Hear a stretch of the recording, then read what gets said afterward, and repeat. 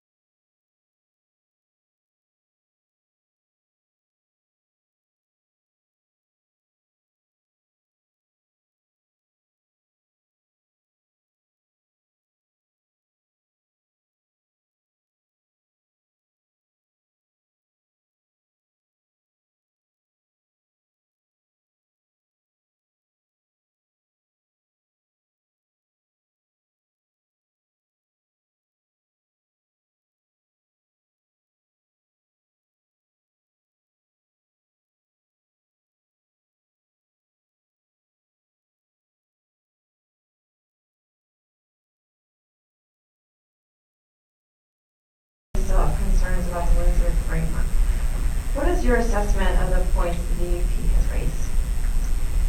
So I think that, the agreement has only been reached in the last number of weeks, so I think it's very normal that everybody wants to work their way through the detail of it. We all do that, that's due diligence, that's our job. But for me, what I can see from the very outset is that the fundamentals that I talked about are protected. So the protection of the Good Friday Agreement, that it doesn't do jeopardy to the Good Friday Agreement, that's a critically important point. But I think that what the agreement does now is actually opens up the door for the politics to start to work again at home. So the DUP, as a tactic, decided to walk away from the executive in order to influence a negotiation between the EU and the British government. But that negotiation is now complete. That job is done. As I said, we work our way through the detail of that, but I think that should no longer be a barrier to their participation in the executive, and I continue to encourage them to do their work, do their due diligence, but you can't, we all need to give space and time. It can't be endless, or can't be in a limbo forever. So I encourage them to do their homework and to get around the executive table with the rest of us, and let's get an executive up and running, and actually let's focus on the opportunities that we now have, particularly given the fact that we're going to have a presidential visit hopefully in the next number of weeks. Does your party have any concerns about the framework that you know of yet? Yes, we do have some concerns, but I think the concerns that we can deal with in parallel to a fully functioning Stormont. We have some concerns, particularly in relation to this thing that's being described as a Stormont break. What exactly does that mean? To this point, the British government haven't published what legislative change they may make to facilitate such a break. Some have heralded this break as a unionist veto. That is not my understanding of what it is. So that's one of the areas that I'd be concerned of, that I think that we need to, I suppose, dissect a bit more. But until we actually see the legislative text, that's very, very difficult, and not be our position. It would be the position of the other parties. It would probably be the position of the Irish government equally. So everybody's waiting to see what this legislative change looks like. I think that there'll be other things that will probably need to be perhaps tweaked in the time ahead, new trading realities, practices, but we have a forum in which we can fix those things. So none of these things should be barriers to us being in a fully functioning Assembly and Executive. And again, I make the point because it is so important. In this 25th anniversary year, we need to be making politics work. We need to be fulfilling the promise and the hope of the Good Friday Agreement. And I want to meet the President of the United States in Belfast when he comes to mark that occasion of the Good Friday anniversary, when we're working together, when we're making politics work as all of the parties together.